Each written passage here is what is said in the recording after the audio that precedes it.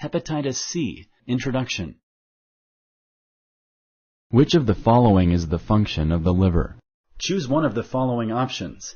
1. Cleans toxins. 2. Processes fats and sugar. 3. Produces bile. 4. Produces blood clotting substances. 5. All of the above. Correct. The liver is an important organ of the body. Does the hepatitis C virus enter the human body through contaminated food? Select yes or no. Correct.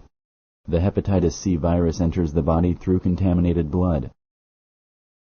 Is hepatitis C always a temporary disease from which a person recovers? Select yes or no. Correct.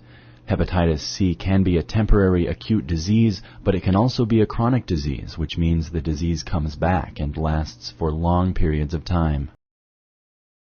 Does hepatitis C always produce symptoms at the time of infection? Select yes or no.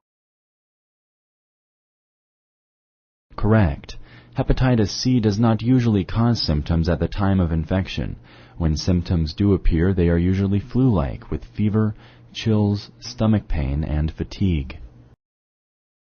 By being truthful with your healthcare provider about sexual conduct and drug use, you can provide your healthcare provider with enough information to decide whether or not to check for hepatitis C. Select true or false.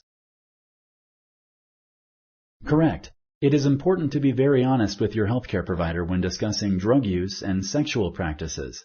He or she may feel the need to do a blood test. It is just as easy to treat hepatitis C as it is to prevent it. Select true or false. Correct.